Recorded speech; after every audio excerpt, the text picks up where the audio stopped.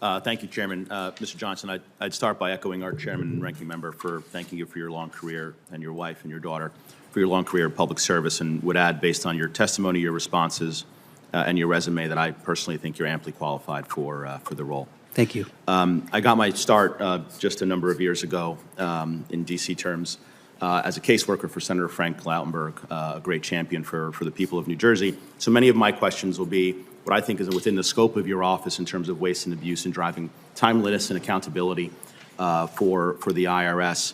Over the past few years, the IRS has dramatically been able to improve the quality of customer services, thanks in part to the funding provided by this committee and the Congress and the IRA. In FY24, 88% of callers who called into the IRS were able to speak personally to a representative with an average wait time that was reduced to only a handful of minutes. For comparison, just a few years ago, only 17% of callers were answered within 27 minutes. How do you see your office playing a role in ensuring that the IRS continues to make significant progress in its support for taxpayer support services?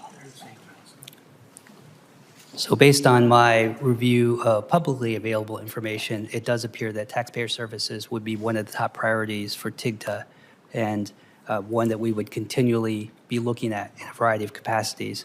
I do believe that providing recurring reports on some of these big issues can help in terms of notifying Congress about the status of call centers and processing of refunds and other important issues. So I do believe that one thing that I would do if I were confirmed would be to continue to focus the spotlight on those important issues and provide updates so that Congress can see whether there are positive trends, negative trends, or whether things are leveling off. And I think that that can help inform not only you, but the agency's head about the effectiveness of whatever programs they are beefing up and how they are. Yeah, I think it's a really important answer, and thank you for that. I think it would be welcome that Congress receive those reports on the timeliness of our constituents getting a response and being able to talk personally to a representative. It is where government sort of hits the road and where constituents really feel the work of the federal government. In my prior role as Chief of Staff to the Governor, we almost mandated that across the board, where we had still call-in centers, especially during the COVID response, of how quickly people were getting a live person on the phone. I think that's a welcome response. An area where I think there's opportunity for significant improvement, and would ask if you're confirmed that you take a look at this, is the average processing time for amended return, which at this point can be up to, as an average, 20 weeks. That means a family that makes a small mistake on the return can end up waiting 4 to 5 months for a full refund. How would you ensure that we can do better for the working families of New Jersey and the country in that area? So again, I'm not the Inspector General at TIGTA yet. I'm not working at that agency yet. So what I would certainly want to commit to you is that I understand it's an important issue. It's something that I will be looking into, be getting briefed on day one. And after, again, making my own assessment of the situation in terms of what products we should be working on, what's in the pipeline, follow up with you and your staff to ensure that it's being appropriately looked at.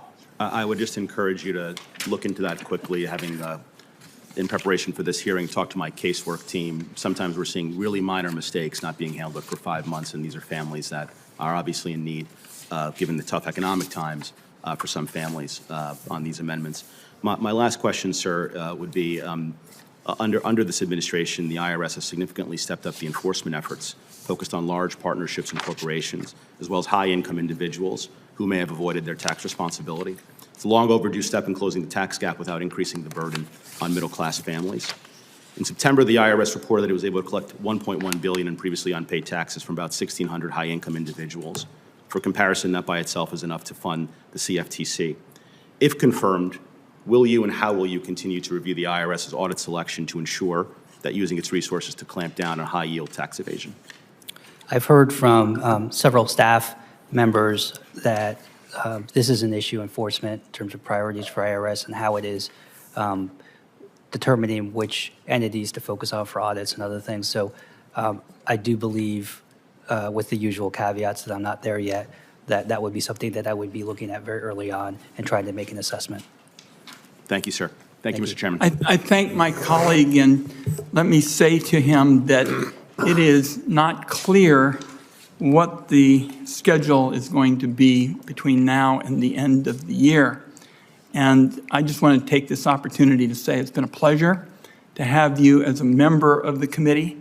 I've especially enjoyed our conversations about healthcare.